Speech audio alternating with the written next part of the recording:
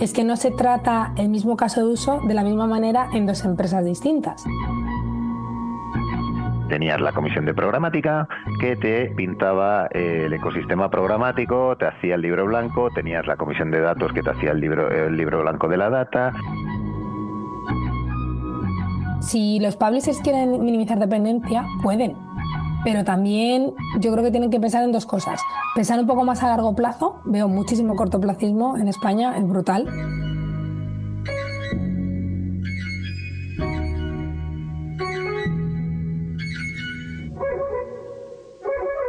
Muy buenas.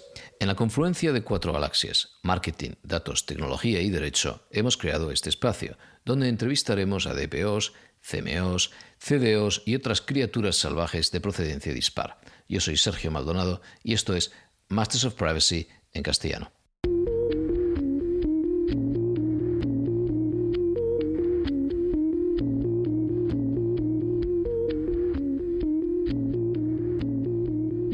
Muy bien, arrancamos una nueva temporada de Masters of Privacy y llevamos más de 5 años, porque empezamos a grabar en noviembre del 19, lanzaríamos el primer episodio, lo lanzamos en febrero del 20, a un mes del COVID, del confinamiento, que supongo que ayudó a reclutar a algunos invitados e invitadas.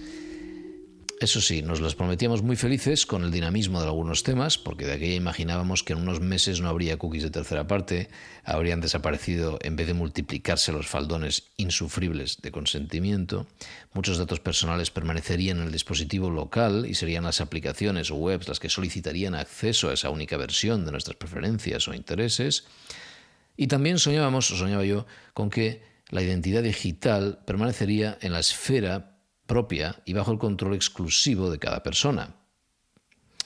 Pero en fin, ninguna de aquellas promesas se ha cumplido y de hecho algunos debates se han repetido hasta la extenuación, siempre con la emoción que aportan las últimas sentencias sobre anonimización de datos, transferencias internacionales o validez del consentimiento y otras bases legales en el ámbito de la tecnología de marketing y la publicidad digital.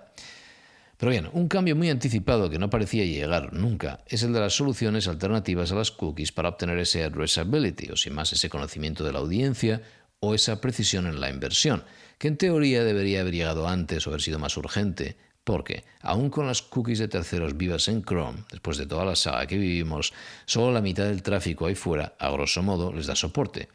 Y sin embargo, el mercado entero ha seguido el juego como si nada, porque si el comprador o la agencia no lo pide porque el cliente no se entera, pues entonces el medio no tiene ningún incentivo para hacer el cambio y la situación huevo-gallina se eterniza, con todos montando castillos en el aire y hablando de precisión y personalización, mientras la gente ahí fuera, la audiencia, se queja de publicidad enervante o sin más irrelevante. Y en este contexto ha llegado la IAB Spain y le ha dado un empujoncito al mercado para ayudar a todos los actores a entender cómo lidiar con las diferentes opciones ahí fuera en términos de soluciones de identidad. Entendiendo que ya, pues eso, los medios ahora sí que llevan un tiempo experimentando con diferentes alternativas y ya la gente se pregunta ¿qué hago?, ¿no?, entre todo este elenco de posibilidades. Y de eso vamos a hablar. No entraremos en el análisis legal o en comparar los riesgos de cada una de estas soluciones porque esto exige otro panel y posiblemente más tiempo, aunque me encantaría hacerlo. Quien quiera unirse, por favor, que me mande un mensaje de alguna manera porque me encantaría armar ese panel. Pero en fin, lo que sí podemos hacer hoy con buen conocimiento de causa es hablar del Identity Use Case Builder, que es como la Comisión de Datos de la IAB Spain ha materializado este empujoncito. Por el camino mencionaremos el estudio sobre el estado de la privacidad digital publicado por la propia IAB Spain y terminaremos hablando de la Data Clean Room Alliance que habíamos mencionado en el momento de su lanzamiento con Henry Velázquez, aquí. Haremos esto con Mónica Rodríguez y José Ramón Mencías. José Ramón ya estuvo aquí con nosotros hace un par de años hablando de los mitos y realidades del mundo cookieless, precisamente. Es Data Solutions Lead en Publicis y cofundador junto a Mónica, el propio Henry, junto a Tony Andújar, que también estuvo aquí, Juan Antonio Muñoz Gallego y Óscar López Cuesta de la Data Clean Room Alliance. José Ramón acumula más de 15 años de experiencia, incluyendo su paso por la analítica web, ese mundo lo hemos compartido, y el ad serving, el desarrollo de un trading desk independiente y la implementación de infraestructuras de Big Data para grandes marcas. También colabora con varias escuelas de negocio y asociaciones del sector. En cuanto a Mónica Rodríguez Paz es Managing Director de UTIC para el sur de Europa y cuenta con más de 15 años de experiencia en marketing digital, habiendo trabajado antes en Salesforce, Telefónica y Microsoft. Ha liderado la integración de soluciones de identidad y estrategias cookieless para grandes marcas y medios en España e Italia, y además es presidenta de la Comisión de Data de IAB Spain, que es lo que antes hacía José Ramón. Vamos a por esto.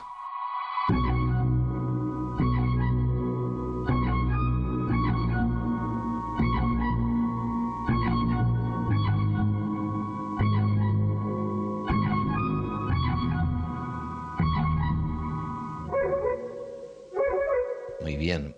Mónica, José Ramón, gracias por venir. Gracias a ti, Sergio. Siempre un placer estar aquí contigo. Muchas gracias por contar conmigo. Un gusto repetir en tu caso, José Ramón. Buenísimo conocerte, Mónica.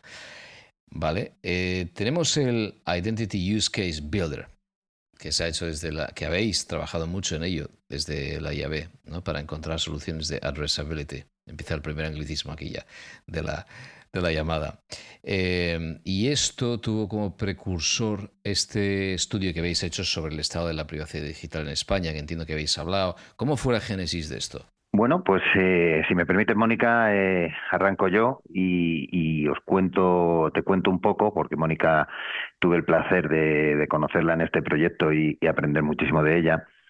La Identity Use Case Builder surge de un compromiso claro que teníamos dentro de la Comisión de Datos de IAB, que tuve la suerte de presidir durante el 2023 y 2024, donde básicamente queríamos crear un recurso con impacto real para la industria, pues en un entorno cada vez más complejo en términos de privacidad, de regulación, etcétera, ¿no?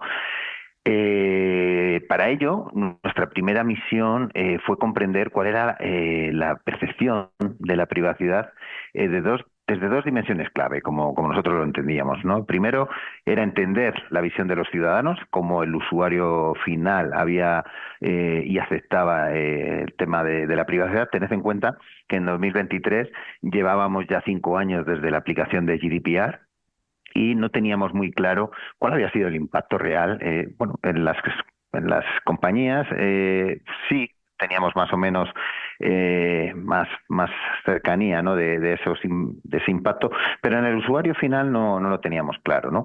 Y la otra perspectiva, efectivamente, también era el impacto de los profesionales en el sector publicitario, ¿no? Entonces, para conseguirlo, lanzamos, como tú has comentado, una investigación basada en encuestas a usuarios finales, y los resultados fueron muy reveladores.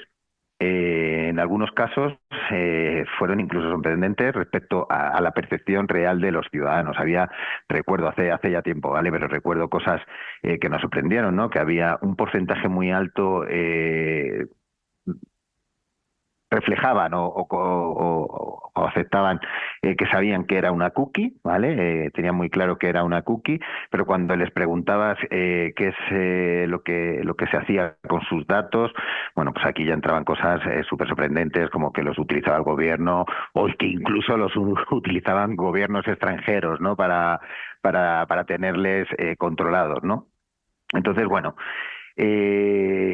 ese análisis, que creo que fue un punto de inflexión muy interesante, ¿no? Porque nos dimos cuenta que había mucho por hacer, nos sirvió para crear desde la comisión 2 grupos de trabajo, ¿vale? El primero estaba muy enfocado en la divulgación y concienciación para los usuarios finales sobre el uso de los datos. Al final se trataba, y seguimos con esa idea de desdemonizar los datos en el mundo de Internet, ¿no? Porque al final, pues tenemos muchas series en plataformas como Netflix que no nos han ayudado, ¿no? Y parece que todos los datos que se comparten en Internet van con un ánimo de causar un dolo a las personas, cuando no es así. O sea, yo como usuario no tengo el más mínimo inconveniente en que las marcas me identifiquen con un perfil de marketing en base a una serie de gustos e intereses, pero luego soy muy celoso de mi privacidad, y son dos cosas muy distintas que la gente a día de hoy no tiene muy claro, ¿vale? Y no me enrollo, el segundo grupo de trabajo, aquí sí ya estaba más orientado a desarrollar una solución que permitiera a los marketers entender más sobre cómo estaba el ecosistema publicitario en torno a soluciones de addressability y privacidad en sí misma, ¿no? Entonces, desde ese grupo, ese segundo grupo, nos pusimos a trabajar en un documento de buenas prácticas de privacidad. ¿Recuerdas, Mónica, que le metimos tantas horas que al final le terminábamos llamando cariñosamente el tocho, ¿vale? Porque la verdad es un documento,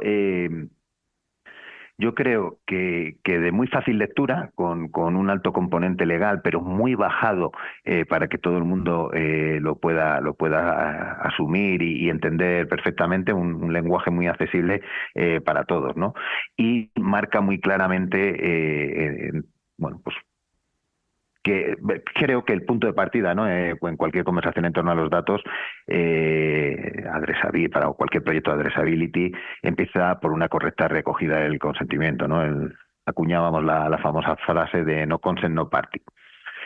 Este fue el primer hito, y luego a partir de ahí sabíamos que íbamos a ir un pasito más allá, que podíamos ir un pasito más allá, y como somos osados, pues decidimos desarrollar una plataforma que, partiendo del use case, del caso de uso, permitiera a estos marketers poder saber qué soluciones de addressability iba a encontrar en el mercado que resolvieran el caso. Esta plataforma es una plataforma que tuvo muchísima aceptación, se ha presentado en varios mercados en Europa, y es una plataforma viva que ahora IAB sigue desarrollando, ahora bajo la presidencia de Mónica, de la Comisión de Datos. Muy bien, muy bien. Entonces, en este periodo que Mónica has tomado tú el control de la Comisión de Datos, han pasado cosas, y entiendo que sería más o menos por esta época que tomarse el relevo, y sobre todo Google decidió dejar vivas las cookies de tercera parte. ¿Cómo ha impactado esto en el Identity Use Case Builder?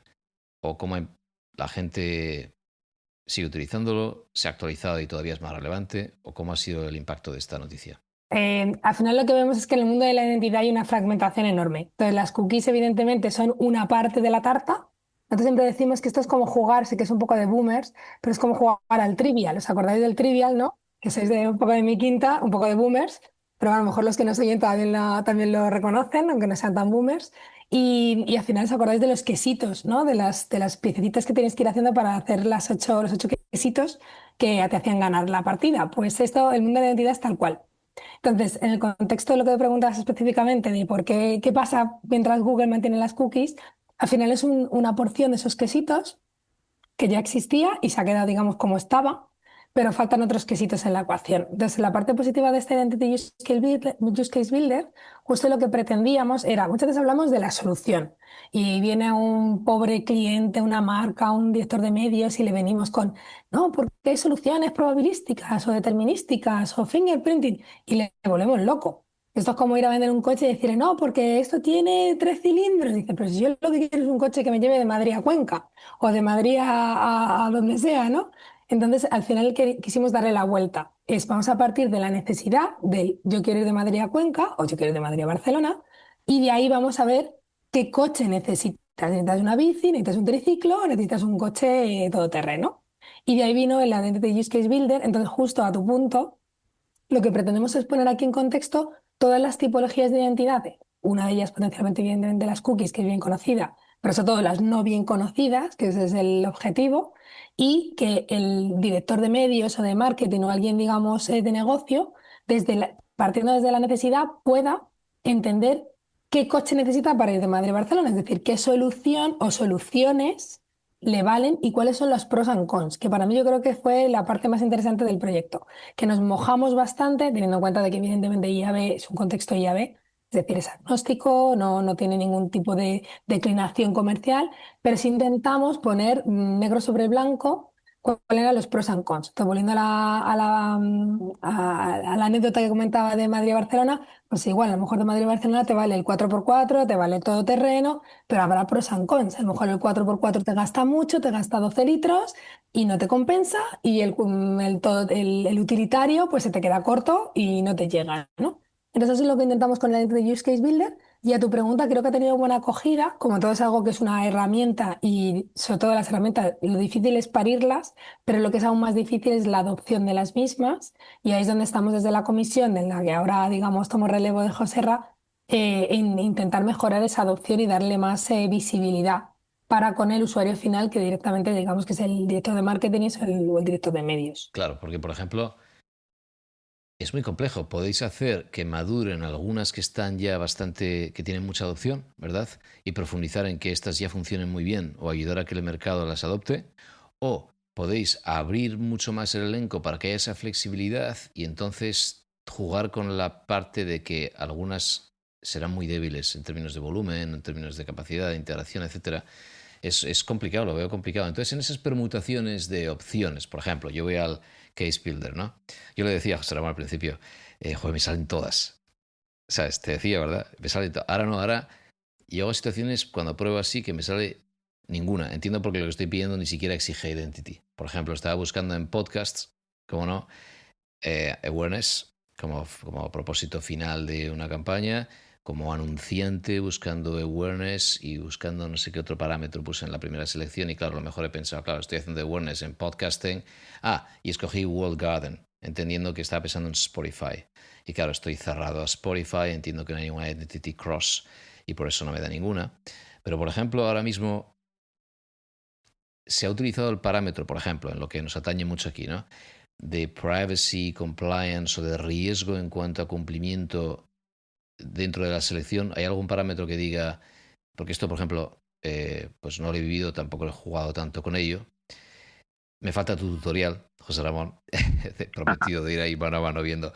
Pero algún criterio en el que yo vea que si, por ejemplo, pudiera hacer algo, siempre digo lo mismo, y le decía a Henry el otro día hablando de Data Clean Rooms lo mismo, oye, puedo hacer algo sin consentimiento, que para mí sería una superventaja. O todos requieren consentimiento, como decías, porque si no, no hay party. ¿Cómo lo veis? ¿Se ha utilizado ese criterio? Te contesto yo. No, es un buen punto. Al final piensa que esto es una matriz, es un punto que podríamos incorporar perfectamente, porque es una variable, ¿no? Oye, las que requieren de un consentimiento explícito o si puedes trabajar con un interés legítimo, tenerlo como variables y poder hacerlo. No, pero sí que estamos en la evolución, estamos incorporando, que creo que es importante y son unos actores que tienen mucho que decir, es a los publishers. Ahora lo que estamos intentando, Sergio, es llevarlo más a ese caso de uso desde el lado del publisher. No tanto, si te fijas, los casos que arrancábamos estaban muy orientados a la parte del anunciante, de la marca, ¿vale? Pero también desde el lado del publisher, bueno, creemos que se pueden generar un montón de casos de uso que nos permitan ampliar, ¿no?, la matriz y tener más opciones. Pero bueno, no lo apuntamos. No sé, Mónica, ¿qué opinas? Porque ese es un buen punto. Es un buen punto, desde luego. Yo creo que en general, pero esto es opinión personal, no consento party. En el mundo de la identidad es muy difícil hacer nada sin un consentimiento. Se podría tener como una variable, pero también es verdad que normalmente sabes que esos límites entre decisión de qué se requiere van a partir mucho desde el DPO de cada una de las empresas. Me refiero a algo que creo que tenemos que tener en cuenta y habremos vivido, y la audiencia seguro que si es muy ducha en esto lo habrá visto muchas veces, es que no se trata el mismo caso de uso de la misma manera en dos empresas distintas, porque al final hay un manejo del riesgo, desde el punto de vista de cuál es el balance riesgo-beneficio para la empresa y qué riesgos quiere tomar cada una de las empresas en esa decisión, partiendo por el hecho de legislaciones específicas que aplican a lo mejor, por ejemplo, en el caso de telcos, pues una regulación distinta de lo que pueda tener un retailer o un consumer goods. Entonces, podríamos tenerlo como variable, pero es verdad que creo que sería un poco osado poder poner un 1 o un 0, algo binario, Claro. con respecto a qué se puede utilizar para cada identidad, cuando a lo mejor hay una opinión legal o de privacidad del DPO de una empresa que pueda no estar en total consonancia con nuestro punto de vista. Tienes razón, muy buena respuesta, porque siempre digo que el mundo legal es el mundo del lenguaje, que es súper líquido, y a veces vamos con la mentalidad ingeniera del mundo binario. Entonces, ahora, Mónica, tú que estás al control, ahora que eres presidenta de la Comisión de Data, ¿qué cosas ves como desafíos a corto plazo, cosas emocionantes o cosas que estén encima de tu mesa que sean las más interesantes? Yo, como decía un poco José Ramón, tomó su legado, entonces a mí me pareció muy interesante y desde ese punto de vista también me adherí, digamos, más a este grupo de trabajo y esta comisión por ese análisis, ese estudio que se hizo de privacidad, porque me pareció bastante increíble que después de 6 7 años, desde GDPR, donde se han aplicado muchísimas de estas normas y el usuario final las vive, para bien o para mal, había y hay muchísimos desconocimientos. Ahí yo te invito a que te lo leas y que la audiencia lea el informe y se lo descargue, porque uno decía, José Ra, lo del tema de mis datos se están llevando a otros gobiernos distintos del mío, que evidentemente, por lo menos en una casuística del mundo del marketing, es bastante poco probable. O sea, creo que se demoniza mucho, se extrema mucho la visión del usuario final de qué se hace con sus datos en el contexto de Internet para el contexto de marketing. No hablo de otras Bueno, finalidades. salvo en Estados Unidos que el data broker vende datos sacados de marketing, los compra el gobierno americano. No sé si habéis visto esto. Bueno, esto no es Estados Unidos todavía. Correcto, bueno, GDPR que ya va Sí. expandiéndose, porque creo que la ley de California está adoptando GDPR o una variante de GDPR, en Sudáfrica también lo estamos viviendo. Entonces, poco a poco, con sus distintos sabores, siempre sabemos que en Europa a lo mejor no dicen del todo bien de nosotros, pero yo siempre tengo un amigo que dice en América se innova o se inventa, en Asia se copia y en Europa se regula. No sé cómo de verdadero es esto. Pero la verdad es que en España, o sea, en Europa somos muy duchos de la regulación para todo. A lo mejor a veces en extremo, no te lo negaría, pero bueno, creo que se irá adoptando de igual o menor manera en distintos países y se irá viendo cada vez más. Pero el punto para mí es lo que te digo, si ya vemos que el usuario final, porque al final esto es por el consumidor final, o sea, la ley está intentando adoptar algo que sea bueno para el usuario final. Si la percepción no es positiva, si no lo están entendiendo, no estamos haciendo un buen trabajo, ni desde el punto de vista del marketing, ni de la industria, ni desde el punto de vista de la regulación. Volviendo al punto del análisis que se hizo, que comentaba José Ramón por la comisión, cuando se empiezan a ver ese tipo de cosas, dices, aquí hay un problema. Hay un problema de percepción del usuario final y luego también hay un problema de evangelización o problema en el B2B, digamos, en la industria, ¿no? De los medios y el marketing. Entonces, de la mano de eso, José Rayán empezó a trabajar en este grupo de trabajo, oye, ¿cómo vamos a ayudar con el Identity Use Case Builder a que el usuario final de marketing pueda entender mejor? ¿Y ahora qué nos queda? ¿Cuál es la progresión de eso? Entonces estamos trabajando, uno, como decía José Ramón, en la parte más publisher, que a lo mejor es menos acuciante, diría yo, porque el marketing hay muchas marcas, muchos más que publishers, y normalmente no suelen estar tan avanzados en data como suelen ser los publishers, pero no deja de existir un gap de conocimiento tecnológico, de muchas cosas en el publisher. Entonces evolucionaremos esa matriz, ese Identity Use Case Builder, hacia una matriz o un Use Case Builder de publishers, con casos de uso muy específicos, como es el caso de la suscripción, como es el caso de la monetización, etcétera. Y luego otra muy importante, estamos trabajando en la pata de evangelización al B2C, que la verdad es que es uno de los mayores challenges, porque cuando tú hablas de tu contexto donde trabajamos los que estamos en esta industria, llegas y miras LinkedIn y dices, ¡buf! Si tengo 8.000 followers y son 8.000 followers que somos pues el contexto de B2B, es una red social laboral. ¿Cómo consigo yo que si en España hay 46 millones de internautas, 48 millones de habitantes, mi mensaje o nuestro mensaje de industria llegue a mi madre, que no la tengo en LinkedIn, que no está dentro de mi red social? Entonces ahí es donde estamos trabajando iniciativas, tanto con los publishers como con el tech, para poder llevar a cabo ese mensaje positivo y de desmitificación hacia el B2C. Entonces ahí hemos trabajado, que de hecho venía heredado por parte de José Ramón, algunos vídeos para intentar un poco desmitificar y que sean los publishers los que nos ayuden a publicarlo en sus medios, que al final son B2C. Es el Marca, es el As, es el País, es ¿sabes? El 20 Minutos, es los que participan en la comisión, que puedan publicarlo y ese mensaje llegue a mi madre o equivalentes. También estamos trabajando en píldoras de contenido más tipo editorial, digamos, e intentando que los grupos editoriales lo publiquen en modo artículo de opinión o llámalo X, para que también llegue y hacer una serie de contenidos. Incluso trabajar en jornadas de evangelización a los editores, porque siempre tengo también el publisher que el que monetiza la publi entiende muy bien qué se hace con las cookies o con los identificadores y que luego segmenta una campaña, pero no siempre esa información llega a editorial. Y a veces incluso los propios editores nos encontramos que hay artículos, o sea, lo que es contenido, que no representa fielmente Que no la ayuda. realidad que no ayuda y que no representa fielmente lo que hacemos en el mundo del marketing con los datos. Entonces queremos que el editor esté mejor informado y publique cosas más informadas y hacer llegar nuestro mensaje hacia el usuario final. Me encanta la parte de publishers, ¿eh? Siempre tocamos este tema porque siempre los he visto muy en desventaja, obviamente, con todos los márgenes que tiene lo de siempre, walled gardens, con el hecho de que el contenido sea infinito y gratuito en medios sociales y cueste tanto producirlo en los news media y traditional media y quality media que llaman. Pero claro, también es verdad que desde la IAB podría haber una... Me pregunto cómo se puede alinear las fuerzas que ya hay sobre la mesa, ¿no? Tú tienes a The Trade Desk, por ejemplo, sacando esta lista de curated, no sé cómo la han llamado, ¿no? Los top 100 quality media para que ya la gente no sufra el tema de MMAs y todas estas webs basuras sacadas solo para publicidad, y que puedas tú como anunciante, el anunciante, en vez de estar filtrando, que es aquello que tiene un problema de, ¿no? de brand risk, que en vez de hacer esto, de ese riesgo de marca porque se exponga a contenidos perniciosos y todo aquello que pasaba al revés, el filtro viene a la inversa, ¿no? Solo tengo una curanduría previa, una selección previa de los top medios, y entonces el anunciante va ahí a ese pequeño catálogo donde cierra un jardín amurallado entre comillas, pero son medios de toda la vida donde entre ellos sí se puede compartir, pero hay una tecnología al final. Ha llegado The Trade Desk y ha dicho yo monto el jardín. Entonces es muy loable que desde un grupo donde están todos, anunciantes, medios, la llave, se puede hacer algo mucho más abierto porque están representados también aquellos que no llegarían a la lista de los top 100.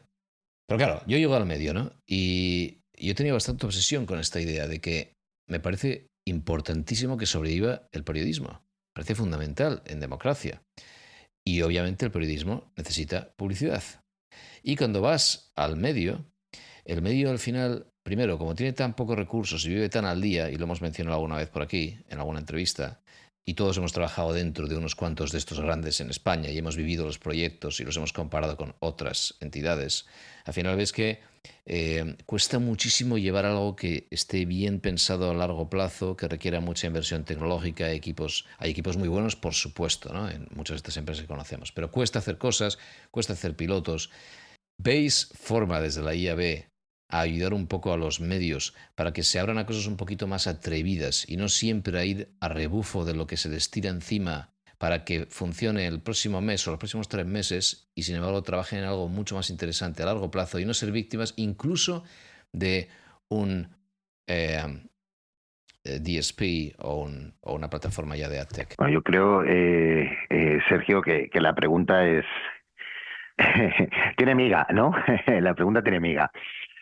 Mira, si desde la IAB se puede hacer algo en este sentido, yo te diría que sí, pero también te voy a contestar desde el prisma mío, que he visto también cierto cambio.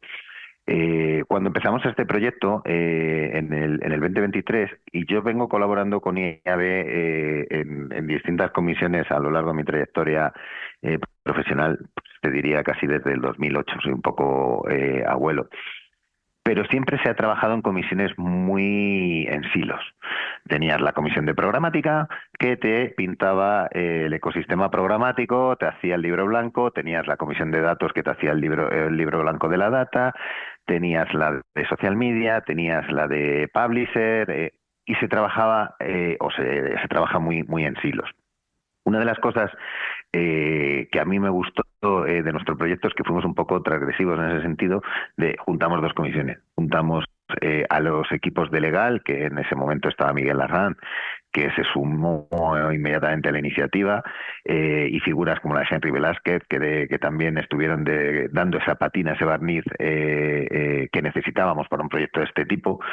Y ahora mismo estamos también haciendo un poco algo similar.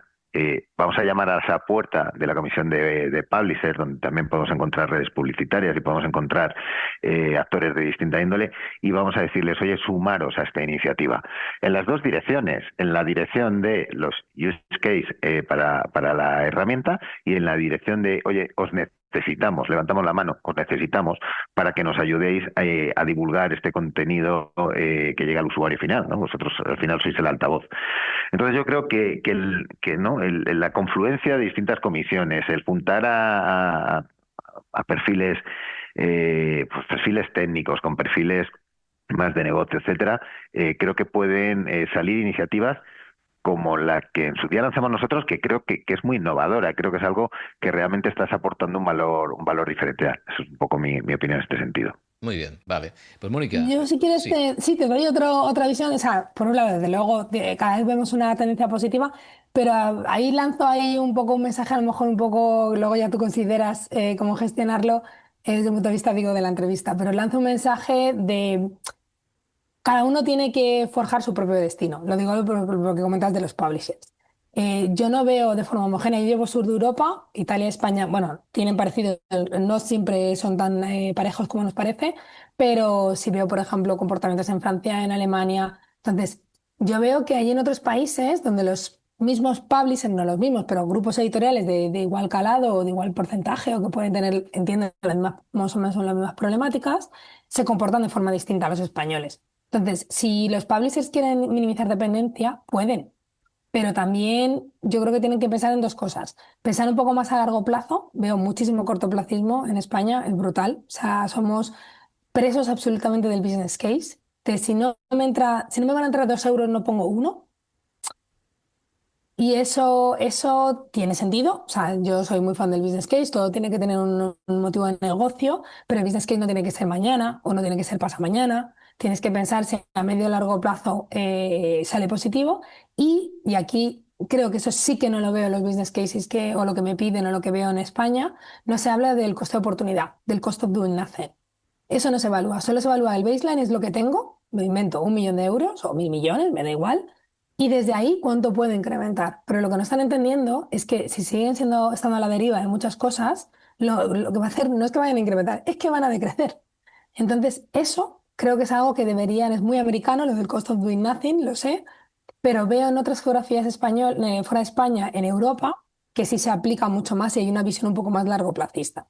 Entonces, eso desde el punto de vista de la compañía es súper importante. ¿Por qué? Porque es que además, como permea la cultura de la empresa, lo escuchas en la gente. Lo escuchas en la gente en el sentido, incluso a título personal, prefiero.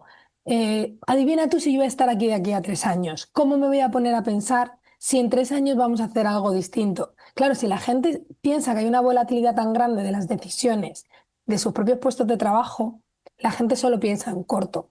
Entonces, eso es lo que creo que les ha llevado a estar donde están en España, que creo que están peor que la media, siendo plenamente sincera. O sea, tenemos clientes como, no sé, por no mencionar algunos, Axel Springer, de ese calado en otros países, y yo no veo la misma versión cortoplacista y de dame 1 euro y entonces invierto uno que veo en España. Y hay facts, ¿eh? Hay cosas muy concretas como, yo que sé, por ejemplo, la dependencia de AMP en España. En España y en Italia sigue siendo brutal, en Latinoamérica es brutal. Todos sabemos que eso implica, a efectos prácticos, darle el a contenido Google, y que la corra vida. dentro de Google, Sí. por ejemplo. Entonces, ¿cómo te puedes estar quejando constantemente de que Google es juez y parte, que maneja el mercado, que estás a la merced, y luego trabajas en ese contexto? Claro, ¿qué les pasa? Como no funcionan en el modo del cost of doing nothing, solo ven, es que voy a perder, me lo invento, 1 millón de páginas vistas mañana, lo cual implica un CPM equivalente de X, entonces no me van a entrar 1.000 euros. Ya, pero es que a lo mejor tienes que pensar en que te están comiendo por los pies, que a lo mejor lo que tienes que hacer es perder ahora 1.000 euros para ganar 20.000 dentro de 3 días o dentro de 3 años. Entonces, por eso te digo, ¿por qué? Porque yo pensaba que AMB, por ejemplo, era una práctica súper extendida. En Francia no lo verás en prácticamente ningún medio grande, en Alemania no lo verás, en UK no lo verás. Y también estaban, ojo, y tuvieron que tomar una decisión de industria donde todos a la vez, más o menos los grandes a la vez, dijeron, vamos a quitar a AMP todos juntos. Y se acabó, porque en algo que sí que podemos poner puertas al campo, lo vamos a poner de nuestro lado. Y eso en España no lo termino de ver. Bueno, no lo veo y no lo termino de ver, porque todo el mundo quiere, todo el mundo se queja, pero nadie acciona. Entonces esa es un poco la réplica, a lo mejor, y no quiero sonar negativa, pero sí un poco revulsiva de cara a cualquier DPO o cualquier medio que nos esté escuchando. Buenísimo análisis, Mónica, gracias. Vale. Los dos estáis en el Direct Clean Room Alliance y tuvimos una entrevista acerca de esto con Henry Velázquez. Ha pasado ya unas semanas. ¿Cómo está el Direct Clean Room Alliance? ¿Qué hay que hacer si la gente quiere participar o seguirlo? ¿Cuál es el estatus? Pues Sergio, te contesto yo primero, luego le dejo también a mi socia en esta iniciativa, Mónica. La iniciativa yo creo que ha ido y está yendo súper bien. Recientemente realizamos el primer evento, el primer Data Clean Room Alliance Summit, donde tuvimos presentaciones en directo de compañías como Adobe, que nos hablaban de su solución de data sharing. Estuvimos hablando de Amazon Marketing Cloud, y luego tuvimos un panel excepcional con representantes de marcas como Masoran, L'Oréal, Coca-Cola. Y ha tenido muchísimo éxito. Hemos recibido un montón de felicitaciones. Creemos que es una iniciativa muy, muy interesante. Y si nos queréis seguir, a mí me encantaría, Sergio, desde aquí devolvértela, invitarte a que participes un día en nuestro podcast, y tenemos nuestra web. Y Mónica, si quieres complementar, por favor. Sí, pues bueno, es una iniciativa, como decía José Ramón, el culpable es él, somos cofundadores, evidentemente, pero el culpable en la cabeza pensante es él. Y viene de la mano, pues un poco desde el punto de vista del punto de partida de la llave, de intentar evangelizar sobre cosas innovadoras.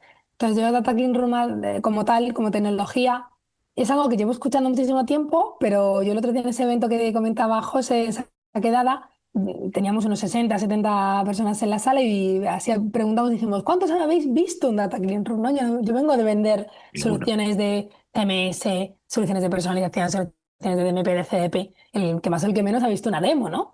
Y había ahí gente, y salvo una, que era en este caso la persona de Coca-Cola, que Coca-Cola es cliente de un Data Clean Room, que decía, lo he visto y lo he pagado. Menos Muy bien. eso. Nadie había Sí. visto una demo, una solución. Entonces dices, ¿cómo puede ser que haya tanto ruido, tanto buzz relativo a un concepto y que no se esté viendo en el mercado? Y eso quiere decir que, pues que todavía es incipiente. Entonces ahí justo el punto que queríamos hacer es intentar evangelizar y sobre todo, un poco en la misma línea del Identity Use Case Builder, bajarlo a tierra con respecto a para qué me vale, qué casos de uso solventa, mucho llevado desde el punto de vista de legal, porque creemos que es un buen aliado de legal. Yo siempre digo que los datos de Data Clean Room no son nuevos, la metodología, el cómo se llevan a cabo es lo que sí es innovador. Entonces me lleva al punto de, hay cosas que yo he visto clientes, pues el concepto de data sharing, que era muy común tiempo atrás, que han tenido un coste de oportunidad, es decir, ya lo estaban haciendo y lo han tenido que parar porque legalmente en Europa tenía un riesgo muy alto. No iba a decir que sea legal o no legal, como decíamos antes, todo es un tema de interpretación. Era un riesgo mucho más elevado y han tenido un coste de oportunidad, algo que ya hacían, lo han tenido que dejar de hacer.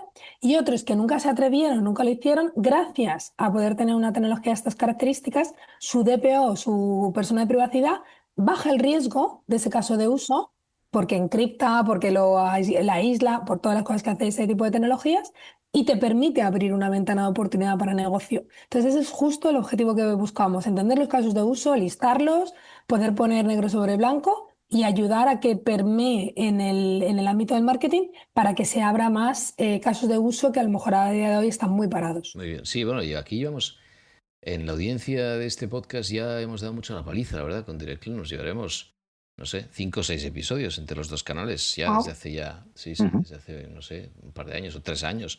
Y es verdad que al final la gente no lo ha visto, no ha terminado de cuajar, así que súper buena iniciativa. Ponemos el link al Data Clean Room Alliance y que la gente os siga. Nos vemos en vuestro propio canal cuando queráis, ya lo he dicho. Y muchas gracias otra vez. A vosotros. Gracias, Sergio. Abrazo fuerte.